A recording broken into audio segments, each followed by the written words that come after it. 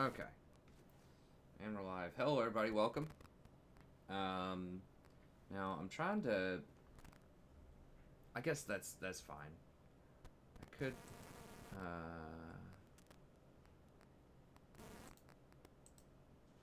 We'll keep it there. That's fine. I think y'all can see it. You can zoom it in if you want to. I think there we go. We'll do 125. Okay. Let's go ahead and get in here. So this is the April 14th stream. And as usual, you can find the notes in the classroom folder, so be sure to check that out. We're going to be going over some more policy stuff today, a couple of updates just to remind you of the schedule, let you know, stuff like that that's going on. And then I'm going to come down, and I've got basically a blueprint for you to write this rough draft. You can, as usual, you can deviate from that. You can write it. If you have some really good ideas for a different way that you want to do it, you can do that. But this will be a standard if you're kind of lost or you just, want to go through with the formula. Then this will be the way that you can write it as well. So I'll give you that. And we'll go over a couple of those examples that I have in the folder as well. I went over those before, but we'll look at this this blueprint here and help you out with that also. Okay.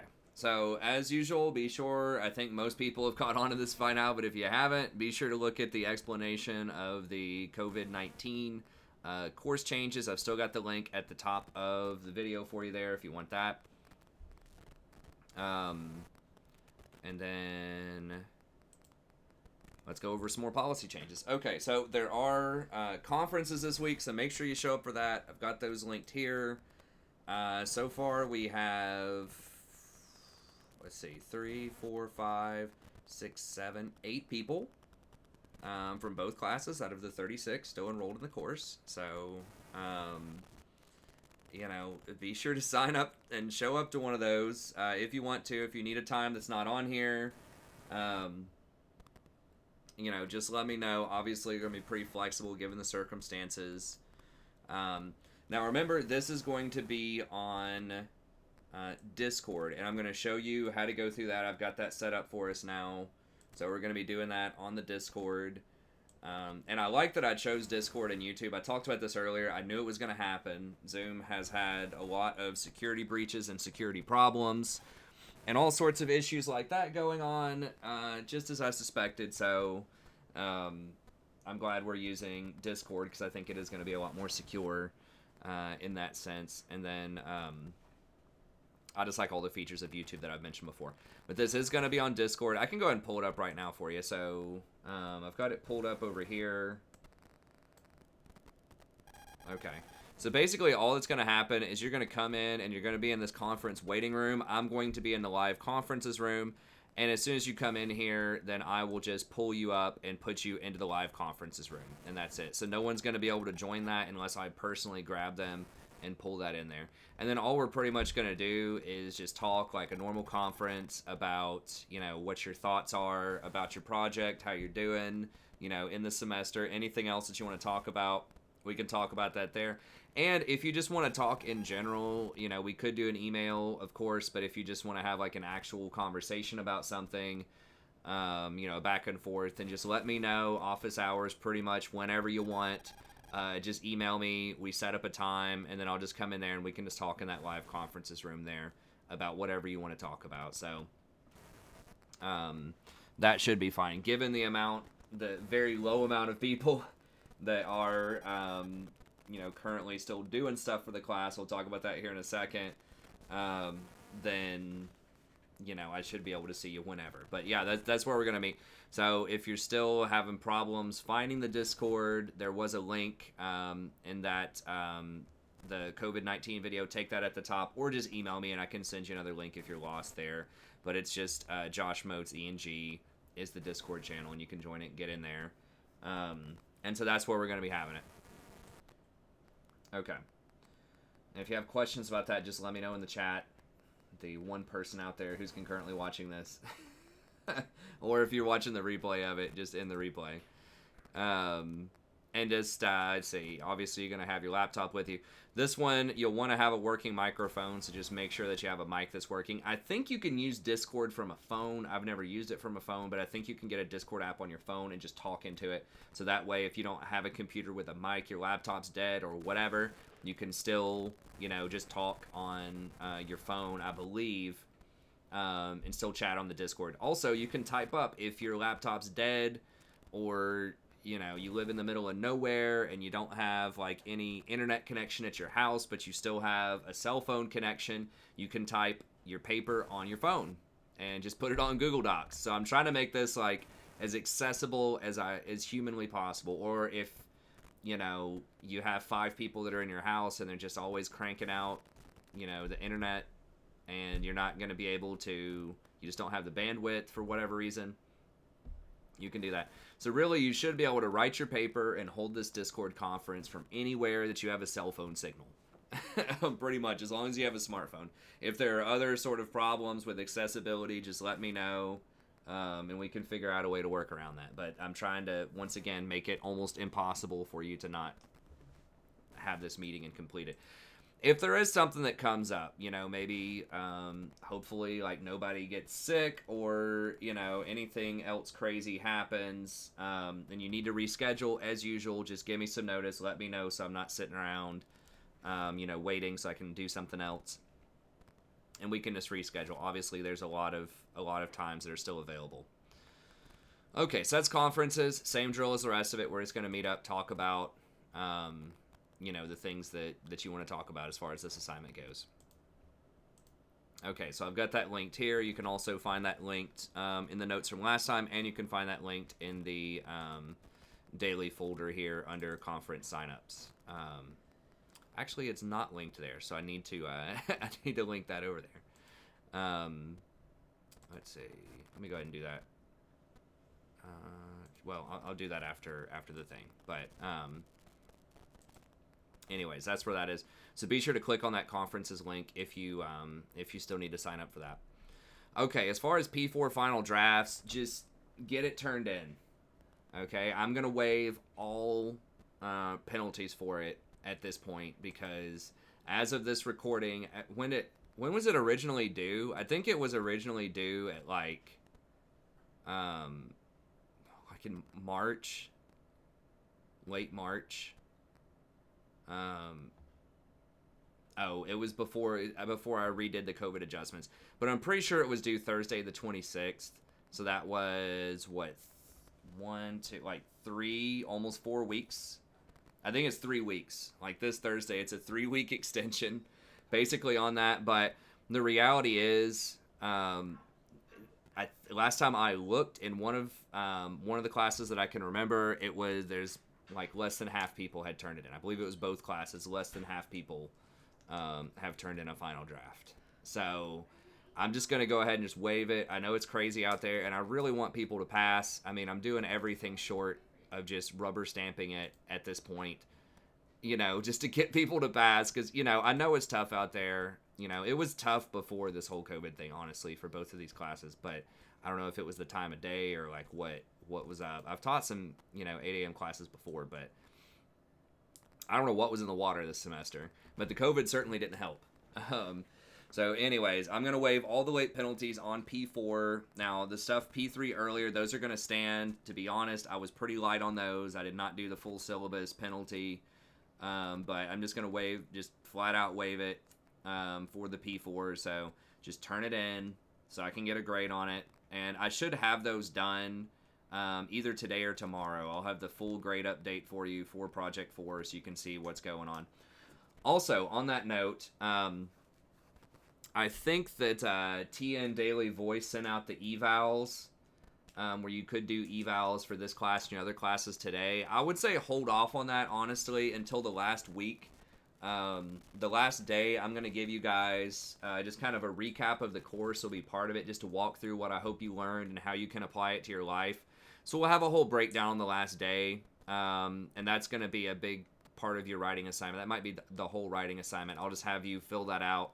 I'll think of how to quantify that, because obviously you want to make it anonymous. I don't want you to copy paste what your comments are going to be on there for the integrity of the eval, but I'll basically do a review of the course, walk you through that, just help you remember what we did early on, what I have to do in terms of the departmental stuff, and then what I choose to do. That's sort of my decision. So you can kind of just know like what I can and what I can't do. So for example, I have to have the attendance policy. I have the lightest attendance policy you can possibly have and get your syllabus approved by the department, okay? So that's something that I can't change. You know, some people might be like, oh, why do you have an attendance policy? I can't change that.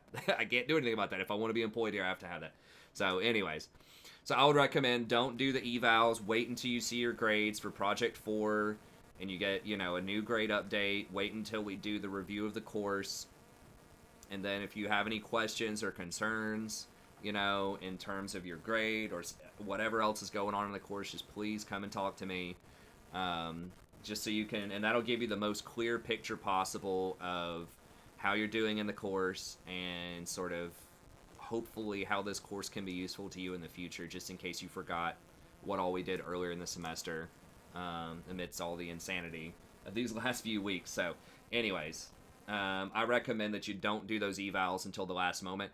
And I think for a lot of your classes, you don't want to do that either, right? Just make sure you have all the information possible before you do those evals for your other classes, is my recommendation to you. That is one thing where you do want to kind of wait until not exactly the last minute, but pretty close, just so you have the maximum information when you make your assessment of the course. Okay, that's my advice. I mean, you do whatever you want, but I will give you some time in class to do it on the very last day. Okay, so yeah, be sure to submit that P4. I'm going to waive the penalties, but you still have to turn it in. I'm still grading it. It's not a 100 just because you turn it in, but I am going to turn off the penalties. So just get it submitted whenever you can. There are some students who were, still have the potential to pass if they do turn it in. And I'm going to talk with the administrator. You know, I might be able to have a little leniency on the attendance. It still has to be what it is, but I might be able to waive like one absence or something. Like, so if you're at 7, you know, for example, and you're doing really well on everything else, you know, I might be able to pull down those penalties a little bit. So I'm working on it. I'm trying to help you guys out as much as possible, but I'm gonna be honest with you. The way it's looking right now, there's probably going to be something like 3 or 4 times the normal amount of NCs. I mean, it's almost literally like 2 years worth of NCs this semester, as far as my average goes. So I'm trying everything I can to help people out. Okay. And in that spirit as well, I'm just going to allow you, if you're missing any of the daily writings, if you just do it, it has to be, you know, like a full page, right, of the daily writings, so you still have to do the work. I'm not giving it for free, but any of the daily writings that you're missing that you want to submit, I was going to give you 5 last time. I just said, whatever, just do them all. Any that you want to do, that you want to complete, just do it. This is probably going to be a case of the rich getting richer. You know, the people that already have an A or have an A minus doing it, and the people that have the NC are still not going to do it. But I'm just going to throw it out there. So that way, you know, I'm doing everything in my power. If you're doing the work, if you're completing it, if you're thinking about it, if you're learning stuff, you know, you can pass the course. Okay? So anything that you're missing, and I'll give you the final count, and I'll let you know what it is. I'm still going to waive the 5 and give you the 5 for free on the house, but anything past that, so last time it was 29 were possible and 24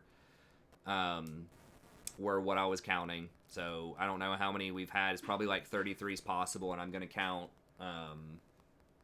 whatever the 29 or whatever the number is. I'll give you the number in the grade update that's coming out over the next couple of days.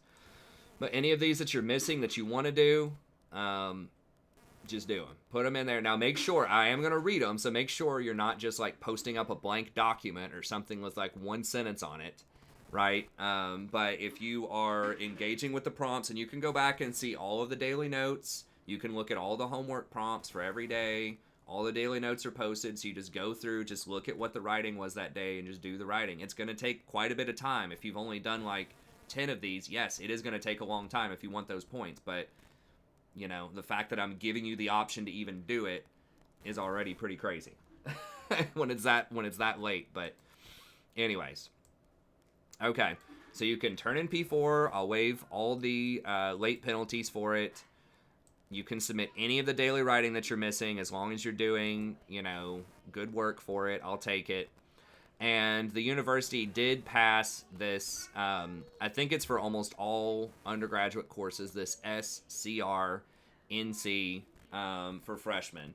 So basically what that is that's like the SNC, satisfactory, no credit, but I think the CR is if you have a D or a C or a D. In some classes, you're supposed to get a CR.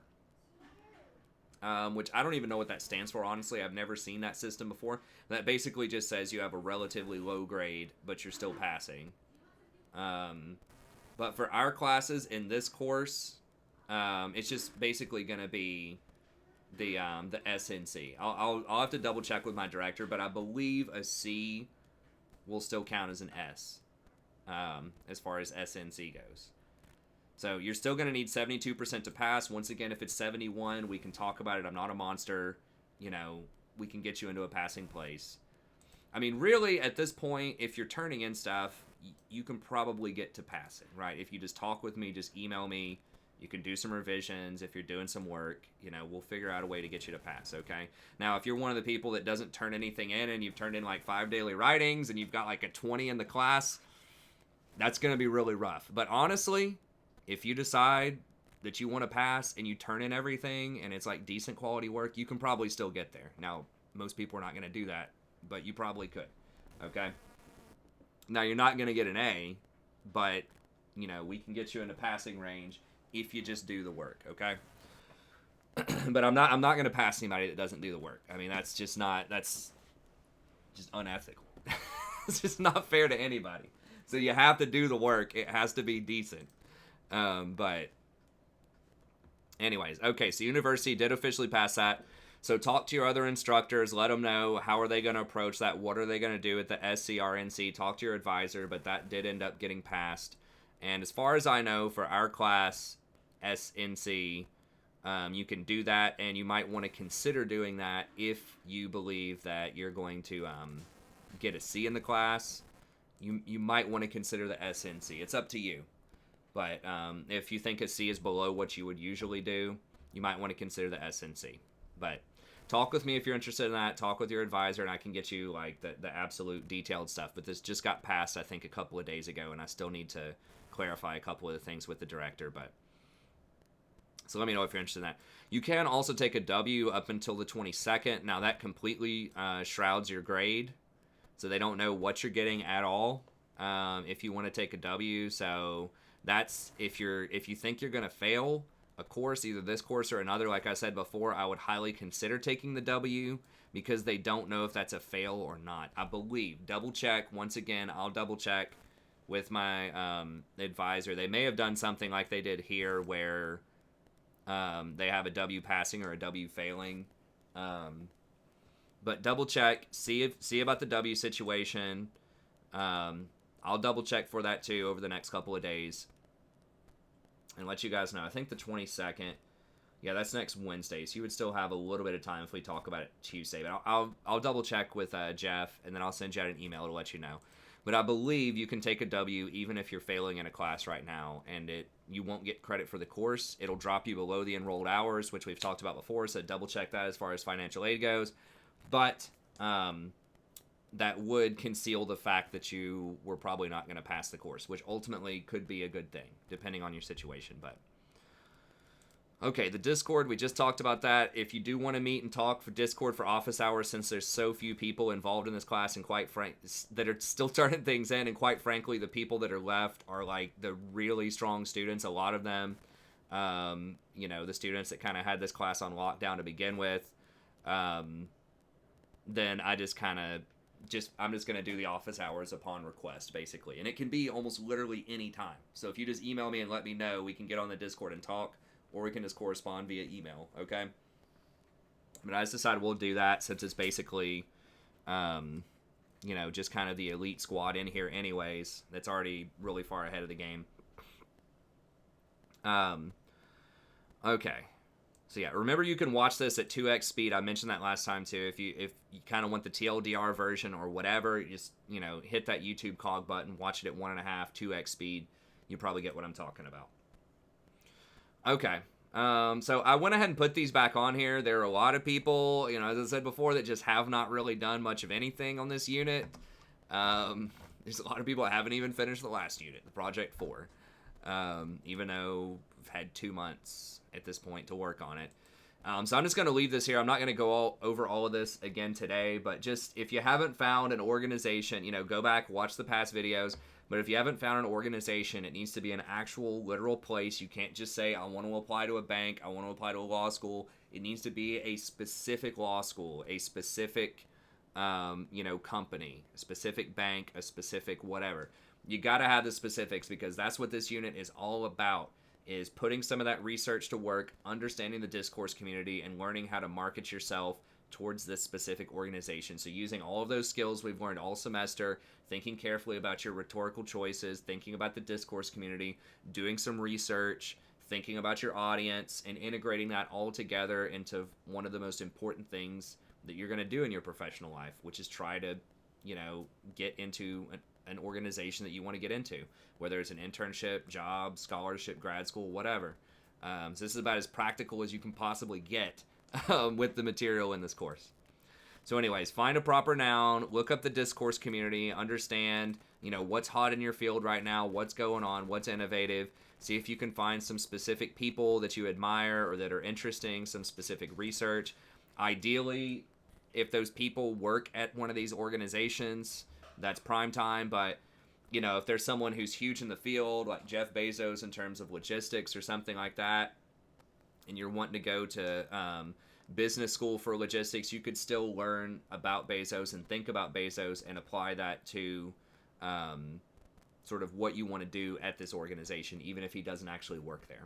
But yeah, use Amazon. That can help you out in terms of thinking about books. Remember, you don't have to read the entire book. You don't have to order the book. But just kind of understanding what the basic arguments are in some of these books in the field, maybe reading an introduction to a book that sounds interesting, could be very helpful for this assignment. And when you do this for real, that'll be useful too. And then see if you can, find one of those conference calls we mentioned before. If it's a publicly traded company, they'll have conference calls, especially right now in this COVID thing is starting to become earnings seasons for a lot of companies. So you might hear some interesting stuff about how they're trying to deal with this situation. So that could be cool. Just if you're thinking about it from like a business perspective. Or you can look at a YouTube video. It can be a TED Talk. Can be just an interview with someone who's a big wig in the field about a topic that you're interested in. So we went over several of these examples over the last few videos. So be sure to go back, check those out if you haven't looked at those yet. And then life in the field, we talked about this last time.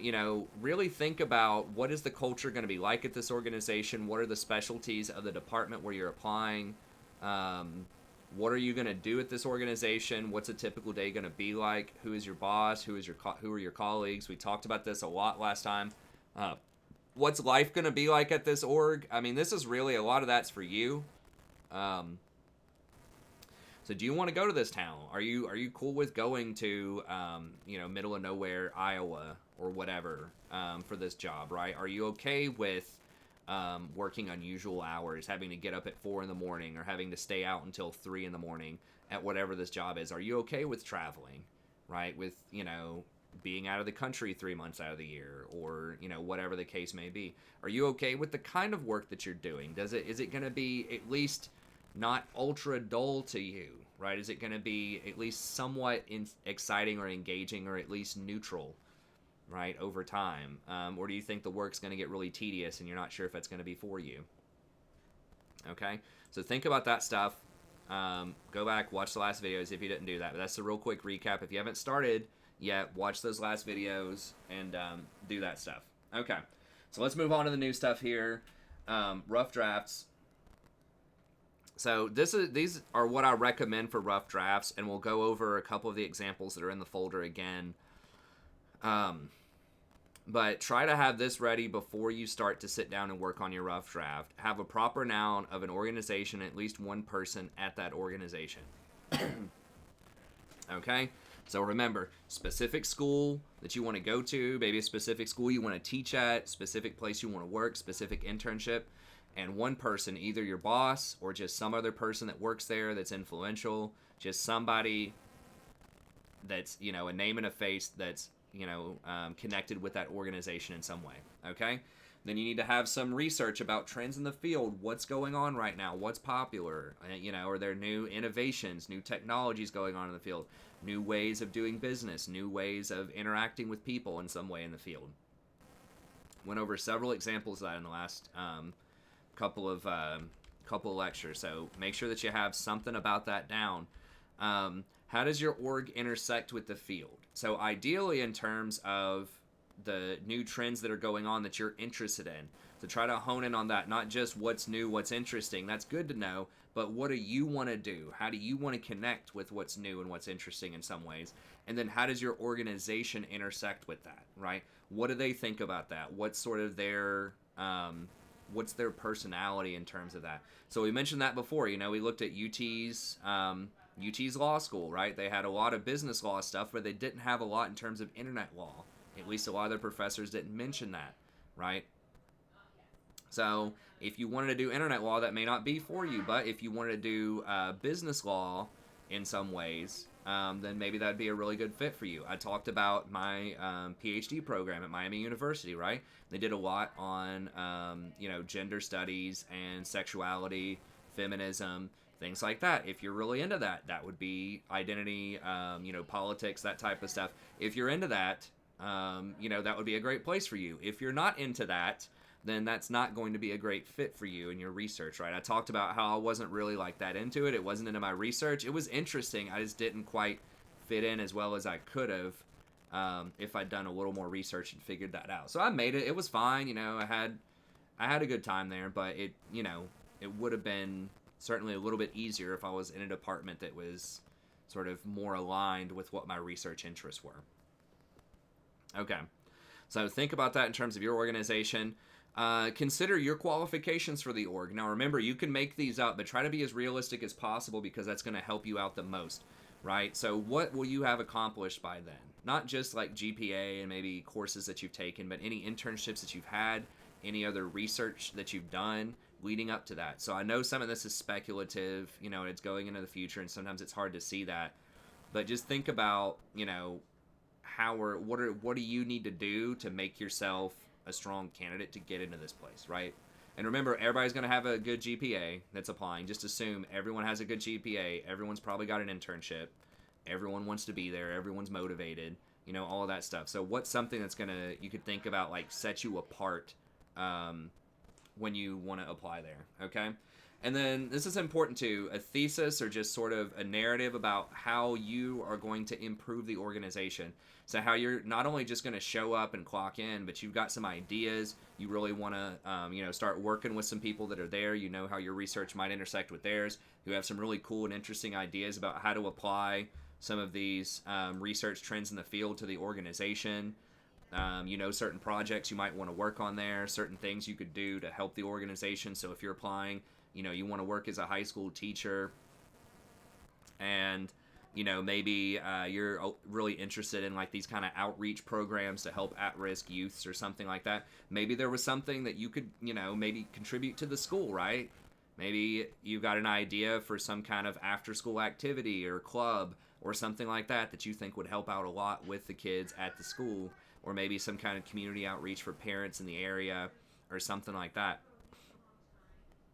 Okay, so just thinking about how are you going to show up to this organization and how are you going to fit in and not just like do your job, right? But actually like make it a vibrant and awesome place.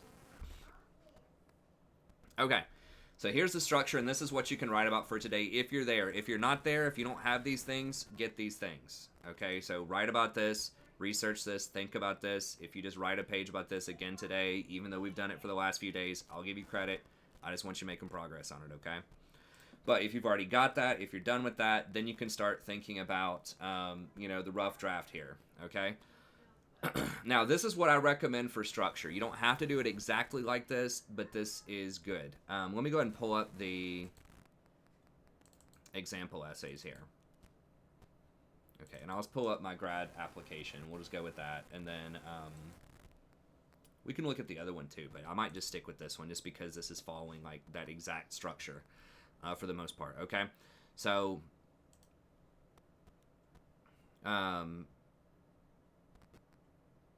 Okay, so when you're looking at the...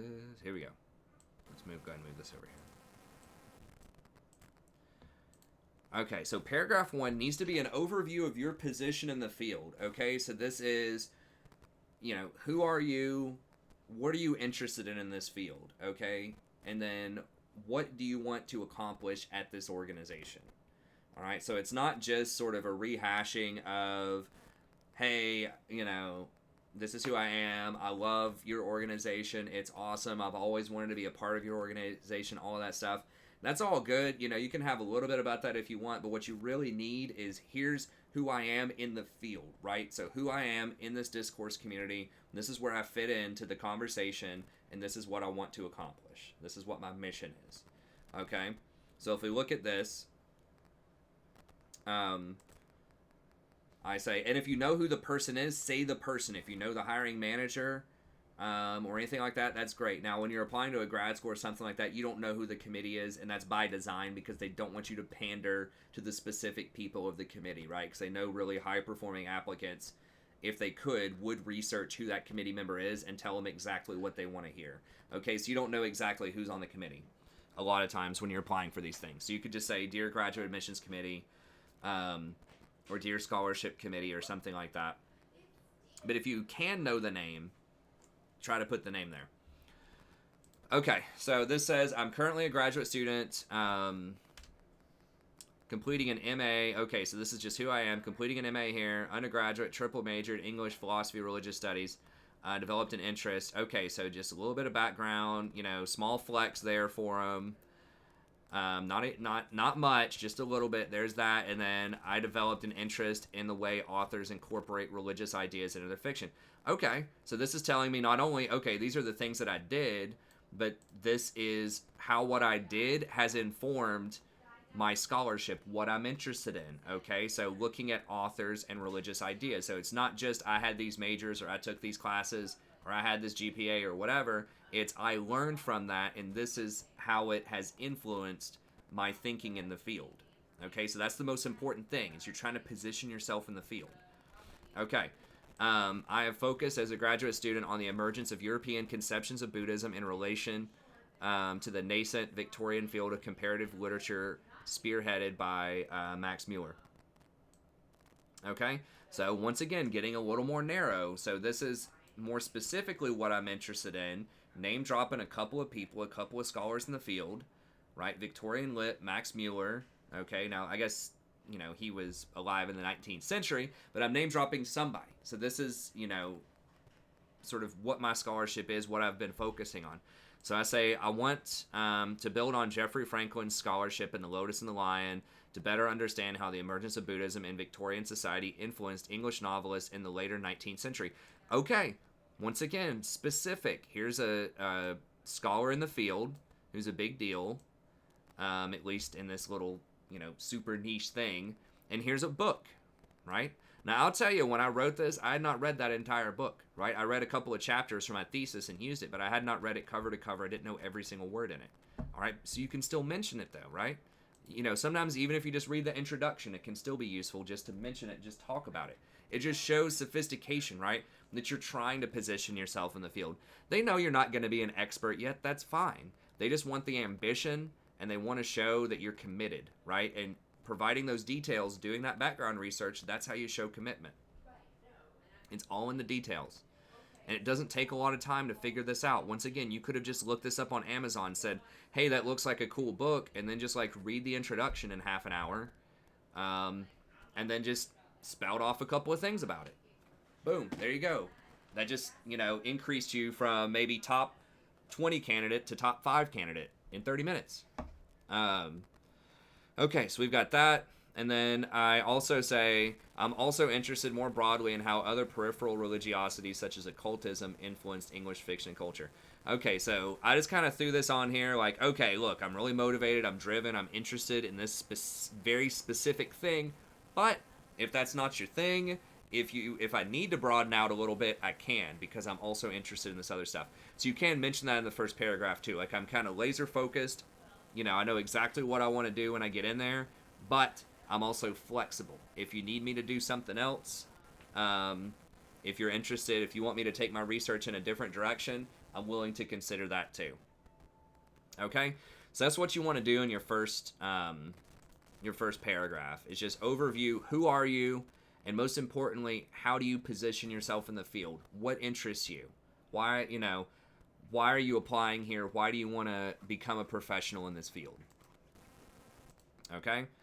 And then the next one is evidence of your position in the field. So this could come in several different varieties.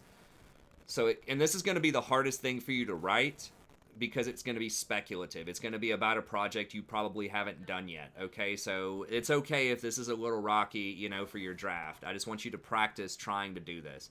That this could cover major work that you completed. So it could be like a thesis, an undergraduate thesis. Could be a paper that you wrote for one of your classes. Could be an internship that you think you're going to take. Could be some kind of work experience that you have that's related to it. But this is this is kind of the abstract. This is what I'm interested in the abstract. And this is evidence of it. This is concrete, right? This is stuff that I've actually done. This is stuff that I've actually worked on is what shows up in that second paragraph, right?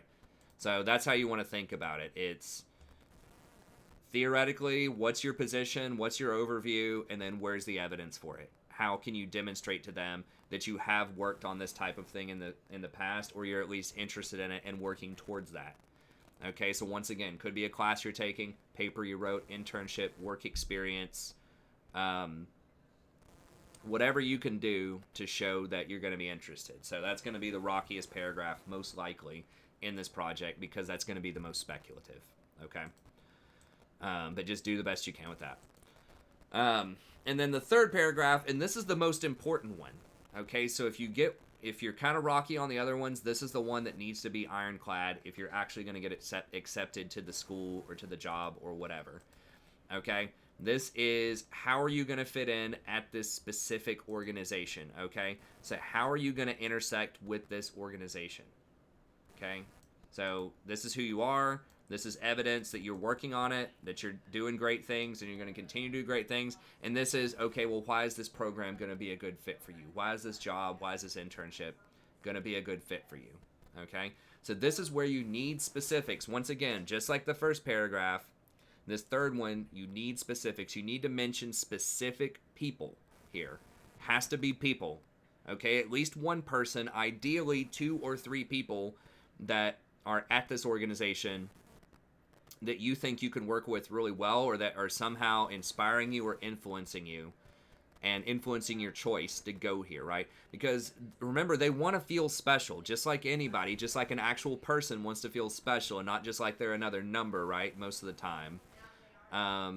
Organizations are the same way. They want to know you're committed to them. You're not just sending this out, to like 50 different places where you're applying. Even if that is true, even if you are doing that, this paragraph, you need to try to tailor it and make it as specific as possible so that they know they're not just another number. You've done the research on them, and you've got big ideas for how you can fit in specifically with them and not only help yourself excel, but also you're going to slot right into their program and you're going to help them excel. That's what they want to hear, okay? They don't want to have to hold somebody's hand and, someone who comes in is like, oh, I don't really know what I want to do. I'm not sure. They want someone that's going to come in and be like, okay, boom, here's what I'm doing. I've already got 3 or 4 different ideas of projects I want to work on, people I want to work with, stuff that I want to do. And you can change your mind. You don't have to do what you say you're going to do here. It's nice if it's similar, right? But they just, once again, just like the first paragraph, they want ambition. They want research. That's what they want to see. Okay, so even if you come in, let's say that you're applying to law school and you're just like, I want to work with this person, on business law. I want to work with this person. I'm really interested in looking at, gig workers and their rights or whatever. So I really want to, look at the gig economy, look at all these different legal aspects of it, blah, blah, blah. Okay? So that's what you need to do. And then if you get in there and you're like, hey, you know what? I don't want to do business law anymore. I kind of want to do criminal defense law, litigation, or something like that. You can change your mind when you're in law school, right? Or maybe you want to go to a bank and you're like, hey, I really want to do like cryptocurrency, and all this kind of stuff. And you get in there and then they have this other program that looks really cool. It's like maybe trading mortgage-backed securities or something. something you never thought of, but you were working with it a little bit and you're just like, hey, that sounds really cool. I want to do more of that. You can do more of that, okay? So they know that you're going to evolve and change as a person and a professional. That's fine. This isn't a contract, right? Now, they are going to expect you to come in and do something. So I can't apply to an English department and do this and then just say, hey, you know what? I think I want to go over to the math department instead and look at multivariable calculus at the graduate level or something like that. That's not going to work, okay? That's too much of a change. I'd have to reapply, obviously. But if it's like in the ballpark of what you're saying, even if you're changing the specifics, that's fine. They know you're going to evolve. They know you're going to change. They just want the ambition, okay? So this is where you can show that ambition, right? They're not just another number. They're a specific place, and you have specific reasons why you want to go there.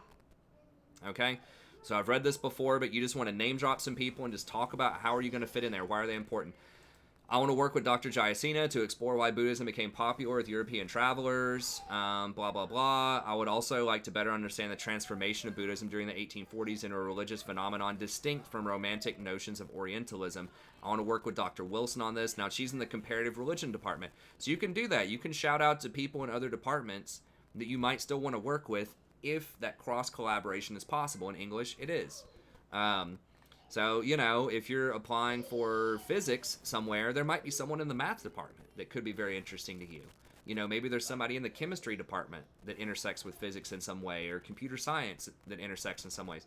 So don't be afraid to look at other departments if you think they're going to be related and they're going to be relevant. Okay? So yeah, just drop some names. So drop Dr. Wilson's name here.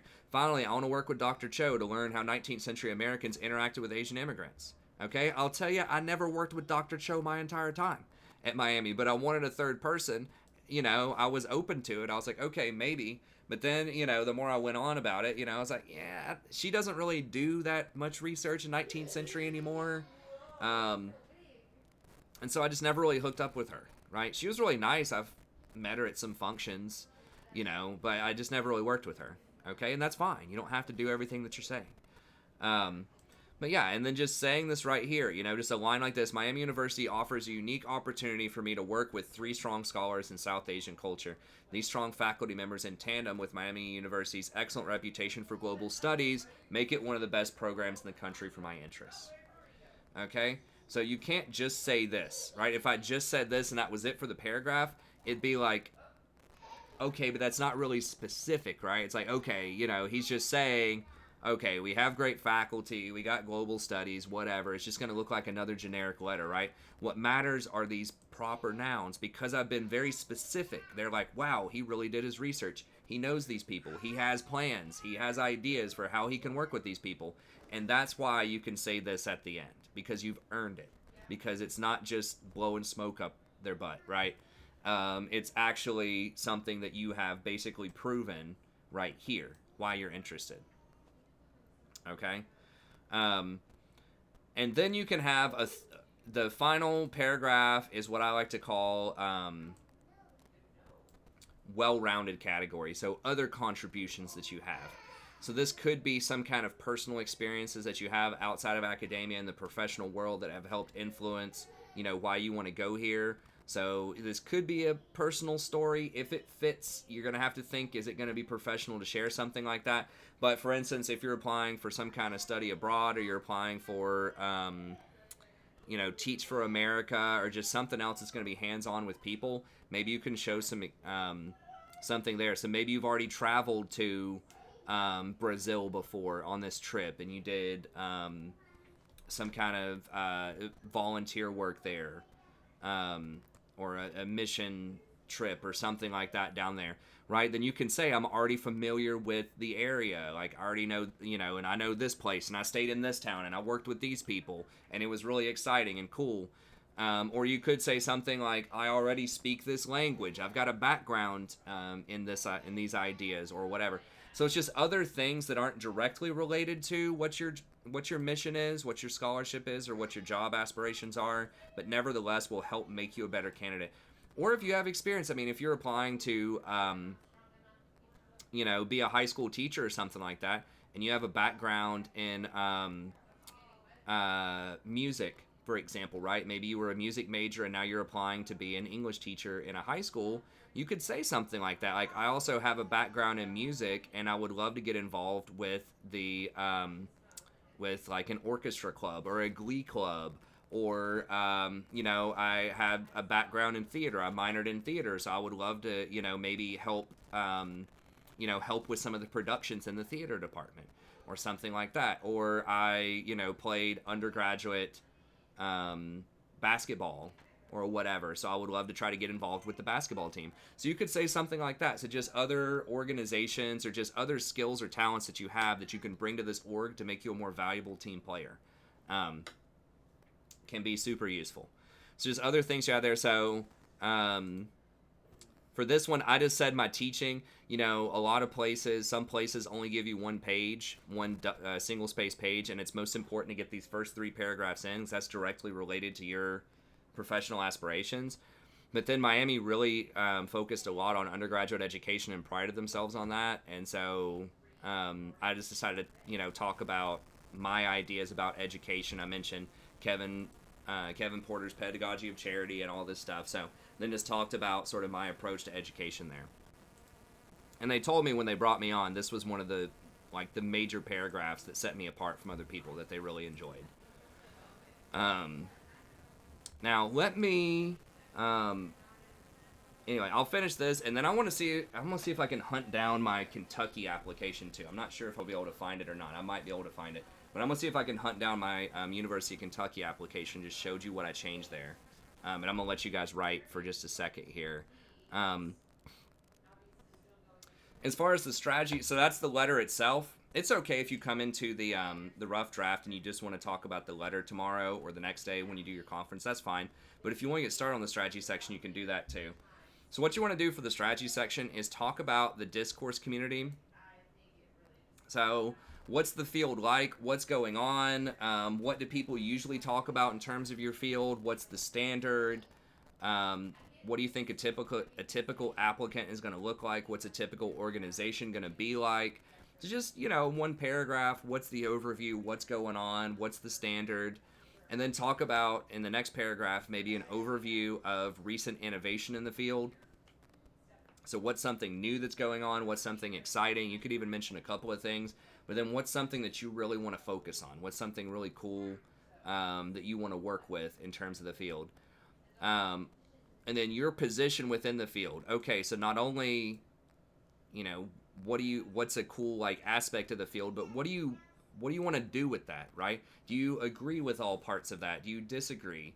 What do you think about its intersection with other parts of the field that people maybe haven't talked about a lot lately? Or what's its intersection with different technologies? What are you interested in?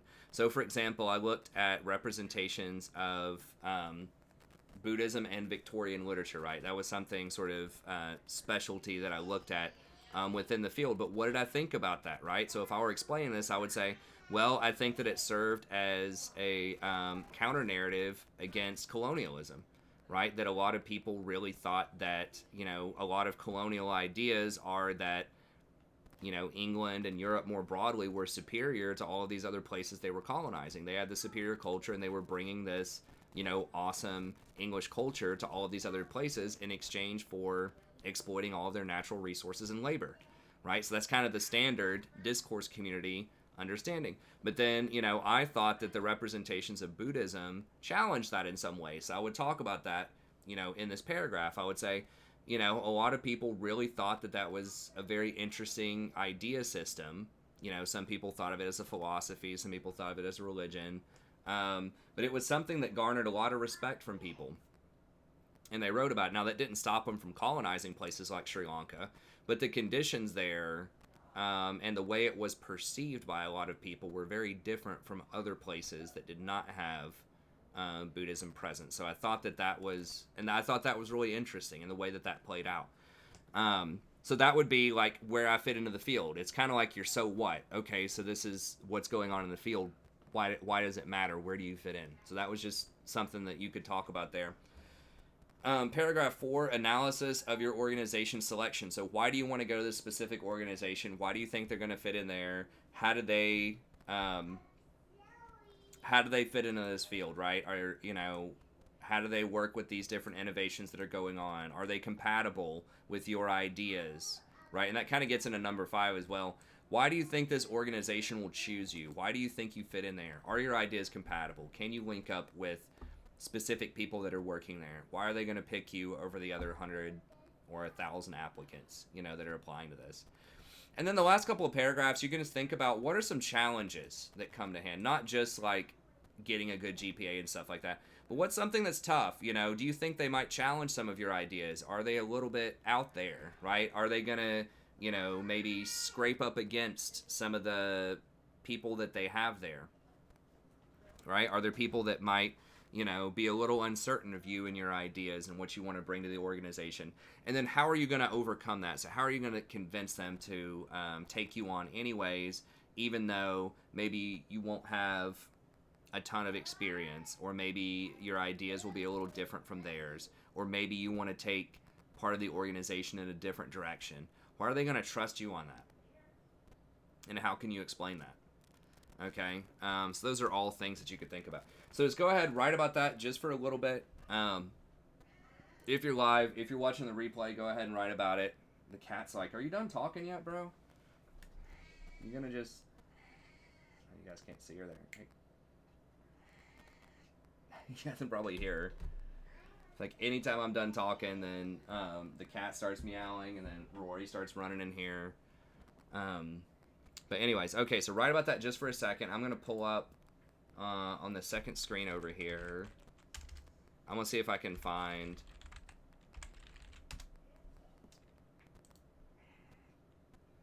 Let's see if I can find that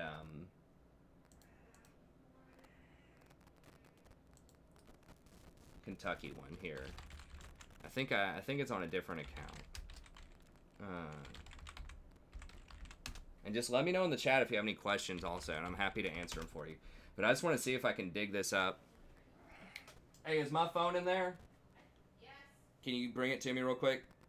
I need a security check.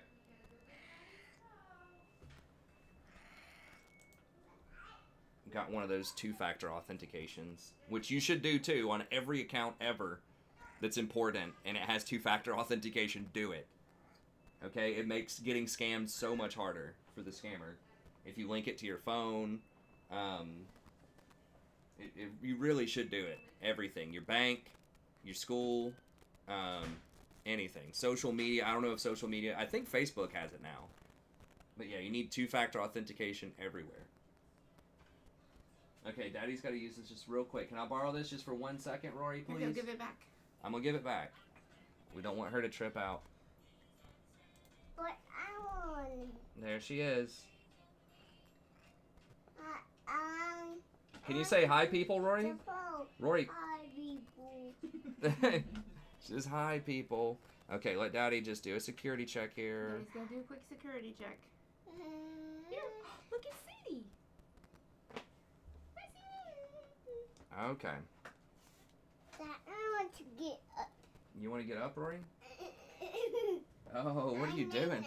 Be careful. Whoa. Whoa. Oh my goodness. Okay. Okay, that's good. Okay, Rory, come on. Let's go back out there. I think it's on this account.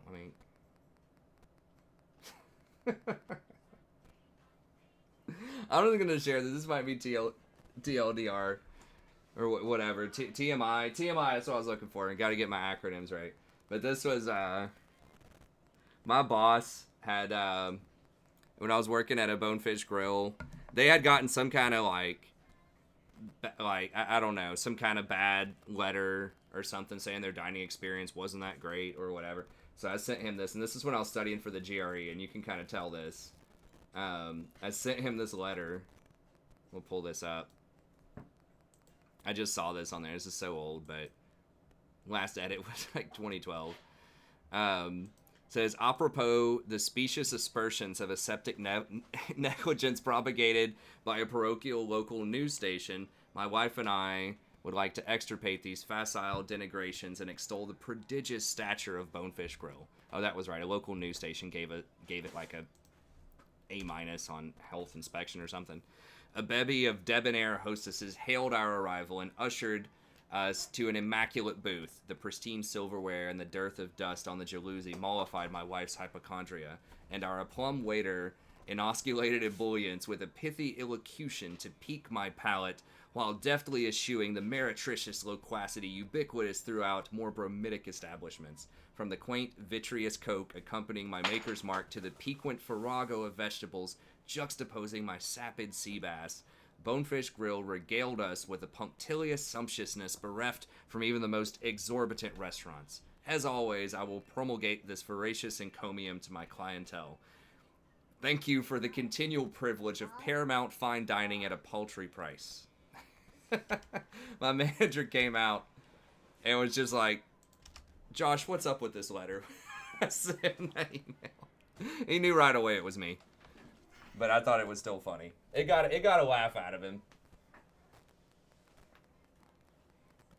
It got a giggle. Yeah, you should not write papers like that. Even if you have a vocabulary like that, don't write papers like that because it's just going to confuse a lot of people. But anyways, okay, so I'll find the Kentucky. Let me see if I can find the Kentucky letter here.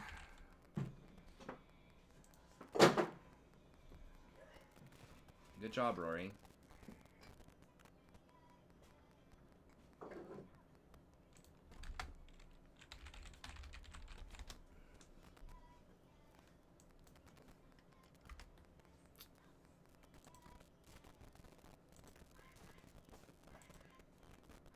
Okay, maybe it's not on that account.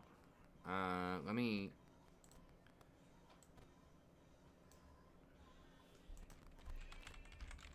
I don't know where I put it.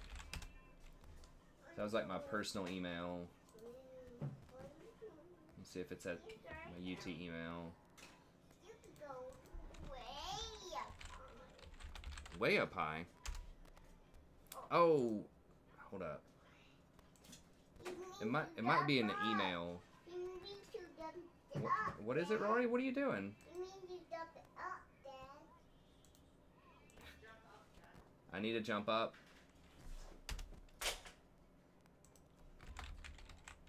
So keep writing while I try to find this. What? Oh, what are you doing? Oh, you want to touch the ceiling? Okay, well, you got to wait till Daddy's done with this, okay? Hang on. We're almost done, Rory. She likes me to pick her up, touch the ceiling. Get Daddy his workout, right? Sad that it's even a workout, but that's just where I am with my fitness level. Okay.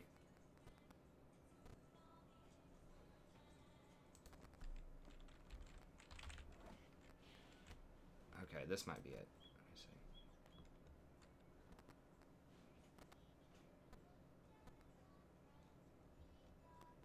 Sadie, calm your body.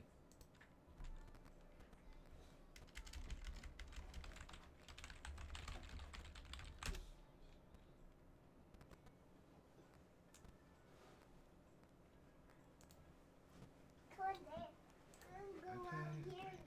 Hang on, Ray. Let me try one more place here. I mean bar. I mean chocolate bar. I mean chocolate bar, Dad. You need a chocolate bar? I don't think we have any chocolate bars. Hey, hang on, Rory. Can you just hang out with Mommy just for a couple more minutes? Just for a couple of minutes, and Daddy's almost done, okay?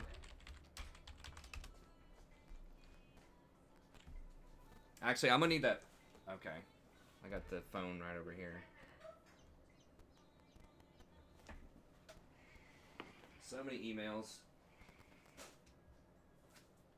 I'm gonna check my Miami email here real quick.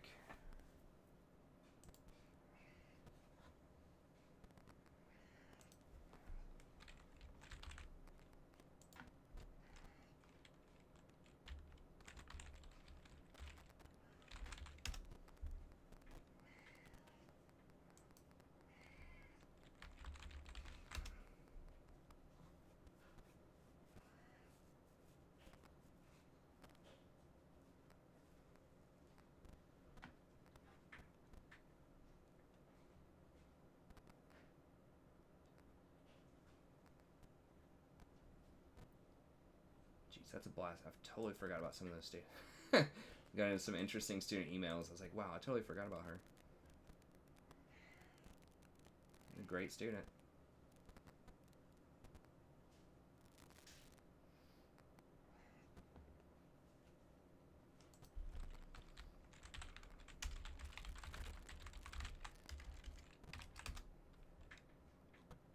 Okay, got it.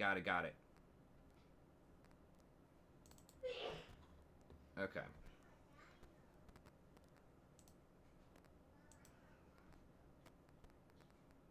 Okay, so sorry about all the side things. I just thought about that while we were going here. Look that up. Okay, so let me show you my Kentucky statement of purpose here, so you guys can kind of see a difference. Wait, where'd the? Hold on. No, not that. Where?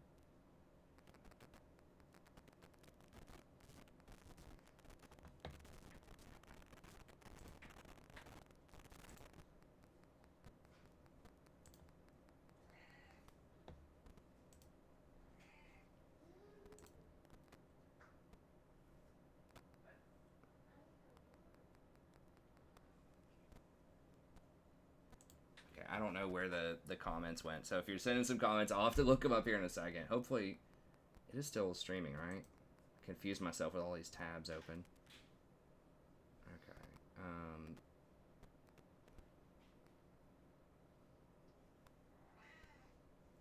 Where the hell did I? Oh, okay. Got it. Okay, there we go. All right. No comments from the two people hanging out in here. Got it. Okay. So anyways, here's the statement of purpose from Kentucky. All right. So Kentucky said that you could only apply, or you could only do one single space page, and that's it. So I couldn't put the teaching in there, and that's just something you're going to have to do when you're applying to different places. Some place will say, you know, one single space page for your cover letter. Another place might say 2 pages. I think Miami said you could have up to 1.5 pages of single space. Usually it's not any more than 2 pages double spaced. Okay, but let's go ahead and I'll let you guys in on a secret. These, I did double space at the time till kind of the standards changed. But the first 2 paragraphs are exactly the same. So you can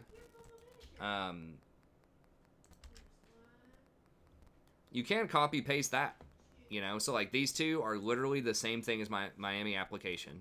So that's covered. That's all good, right? But then it's this third one. Once again, the really important one. This is the one that's tailored, right? So now here, instead of saying Dr. Jayasena and all of that, then I say, I want to join the academic community at the University of Kentucky to research how the emergence of Buddhism contributed to the ethics of compassion. I should have said in. See, I didn't proofread it correctly there. I was missing an in there. In Victorian literature and culture. Now, let me see if I can pull this together with... let me pull this one over here. And we'll pull this one over here. There we go. So you can compare these kind of side by side, right? So here, I want to expand my knowledge of how this impacted Victorian Buddhism and culture and worked here.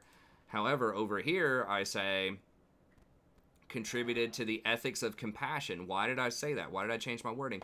Because that's the thing that Kentucky really focused on. At least 2 of their big scholars were looking at Victorian ethics and compassion. That's specifically what Dr. Rappaport worked on at the time. So I changed my wording to show that I'm interested specifically in her research, right? So you want to change what you're talking about and how you're talking about it to match your audience, right? So that's what I did here. So contributed to ethics and compassion, Victorian literature and culture. I would love to work with Dr. Rappaport to explore how Buddhism became popular with European travelers, such as Alexander Soma and Brian Hodgson during the 19th century. I want to learn how different religions, particularly regions, Burma and Ceylon, affected the reception of Buddhism by European missionaries such as Spence Hardy, and how these missionaries interpreted Buddhist ideas of compassion into their own religious paradigms. Okay, so that's similar to this one, right? So I want to work with Soma and Hodgson, so I have some of that there. And then I have, yeah, so it's basically the same setup there, right? So I was already talking about compassion there. I just connected it right there. Then I say I'm particularly interested in the conversation between Buddhism and Christian universalism and secular humanism. Okay, so that's not something that I said over here. I said better understand the transformation of Buddhism and religious phenomenon, romantic notions of Orientalism. I mentioned Orientalism because that's something that Dr. Jayasena had researched and was interested in. However, over here, I know that Dr. Rappaport primarily looked at Christianity and universalism and secular humanism, so I've mentioned those. So that shows that, once again, I'm trying to connect with specific ideas and research interests for the specific faculty at these institutions. And when I sent it out to 10 different places, and with each one of them I did this. I changed paragraph 3 to connect with at least 2 or 3 different people in those departments. Okay? So you don't have to rewrite your entire letter every time you send it out, but just at least rewrite that paragraph 3, the all-important paragraph 3.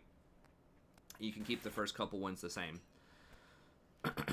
Okay, and then this one said, I'm also interested in how continental intellectuals such as Emil Bernhoff invoked Buddhism as an alternative progenitor of European culture to fuel anti-Semitic rhetoric. Okay, so that's another thing, sort of the anti-Judaism rhetoric at the time, how that worked. Because I know that Dr. Rosenman, who did a lot with kind of Judaism and Judaic studies, and I think Dr. Rappaport did a little bit of that as well, so I know that would be interesting to them. Okay, then I say the University of Kentucky has a strong background in cultural history and Victorian studies, and I look forward to grounding my interest in peripheral religions in the cultural and political atmosphere of England with the help of Dr. Rappaport and Dr. Rosenman.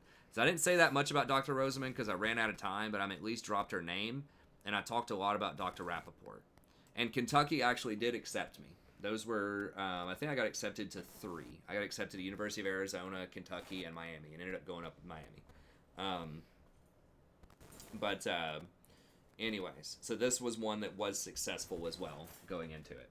But I just wanted to show you just how you can tailor it and change it, and it matters, the organization. You shouldn't just send the same thing out to everyone. The same ideas would not work with everyone. It has to be very specific to the organization if you're really trying to be a top-tier applicant. So, anyways, okay. Well, that's going to be it for this video. Let me know if you have any questions. Be sure to sign up for conferences if you haven't signed up for those yet. If you're still looking for an organization, you still need some help, just email me, let me know. I will finish the Project 4s. Those should be done over the next couple of days. I'll give you a complete grade update. If you have any questions about that, let me know. Remember, I highly recommend that you wait on my class and other classes until you get maximum visibility on sort of your grade, and so you can ask any questions about that and get anything resolved before you write that evaluation for any of your courses. So, but it's up to you, as always. But I would just, if I was writing an eval, I would want max information when I was writing it. But anyways, that's going to be it. Thank you very much. Have a good day, and I'll see you next time.